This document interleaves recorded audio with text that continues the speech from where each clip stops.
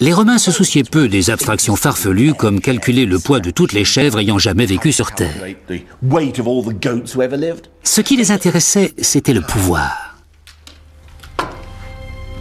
Que cela lui plaise ou non, un était désormais un sujet de l'Empire romain.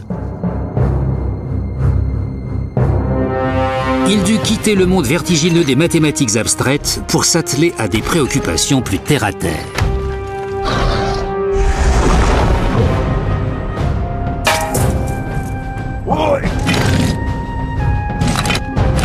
Il devint la cheville ouvrière du monde romain, car on le mit à contribution pour imposer une structure numérique rigide aux légions romaines.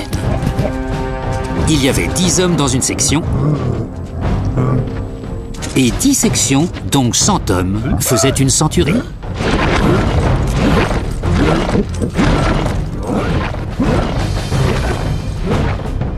Si une légion essuyait une cuisante défaite, elle était décimée, terme qui vient de 10, décem en latin.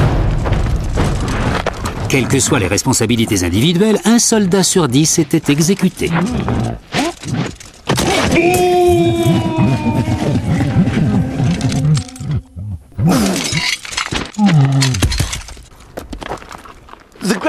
L'ambition suprême des Romains était l'efficacité politique et économique.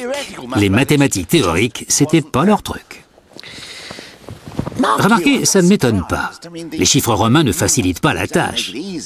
Regardez-moi ça. Ils sont juste une extrapolation des vieilles entailles sur un os. Leur seule sophistication est l'ajout de nouveaux symboles pour les nombres les moins maniables. V pour 5, X pour 10, C pour 100, jusqu'au signe désignant 1 million. Mais ça reste un simple système de comptage, parfait pour les inscriptions sur les tombeaux, mais pas pratique du tout pour les calculs complexes des maths théoriques. Essayez un peu d'écrire 1 milliard. En chiffres modernes, je mets environ 8 secondes, j'ai fait le test. Mais en chiffres romains, cela prendrait dans les 16 minutes. Dans ces conditions, pas surprenant que les chiffres romains n'aient pas été utilisés pour les calculs. Pour cela, ils se servaient d'une table à calculer, ce qu'on appelle un abaque.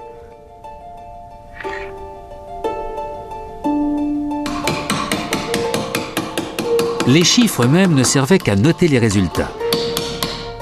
Ce n'est peut-être pas un hasard si, contrairement aux Grecs, aucun mathématicien romain n'est passé à la postérité.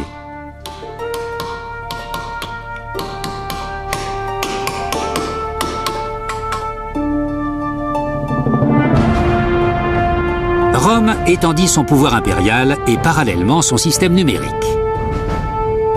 Au cours des 5 siècles suivants, toute l'Europe, de l'Espagne à la Turquie, se retrouva sous domination romaine, et même quand l'Empire romain s'effondra, ces chiffres restèrent.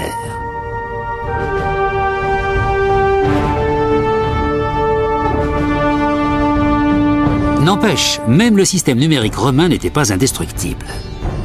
Celui qui aura sa peau est venu d'Orient, plus précisément d'Inde, vers 500 après Jésus-Christ, plus ou moins.